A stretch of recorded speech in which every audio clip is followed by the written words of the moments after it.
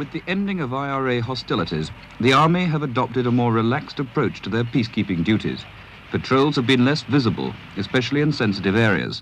In Londonderry, soldiers who yesterday walked warily in vulnerable places today moved openly with confidence. Inside the bogside, there was little sign of activity at the Army's isolated outposts. One day of the ceasefire has made no difference to the barricades.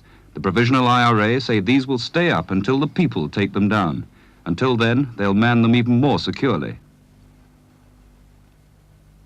While the area remains without a proper police force, the IRA are still patrolling in cars, but they say they'll now increase their foot patrols. The relief that the truce has brought expressed itself in the crowds of shoppers who thronged Belfast today. Some of these people had not been near the city's centre for months. Even so, there wasn't much sign of security being relaxed. Policemen moved through the crowds, hands on guns. The big stores are continuing their checks of customers' possessions for the time being, but if the ceasefire lasts, the searches will be ended by the weekend.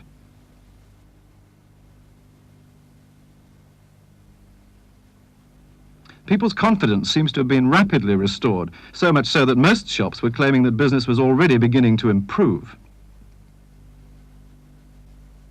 But for many shopkeepers, the truce has come too late. It was in Seaford Street in the short Strand area that the last soldier was killed just 3 minutes before the ceasefire began. Staff Sergeant Mick Banks of the Royal Engineers was with a mobile patrol lured into the district. He was sitting in the back of a Land Rover which drove up Seaford Street and then made a U-turn at the corner of Comber Street. At the end of the turn, a single shot was fired, presumably from this derelict house. Staff Sergeant Banks was in charge of a community relations project for handicapped children. The new building he and his men had erected in their spare time is due to open on Friday.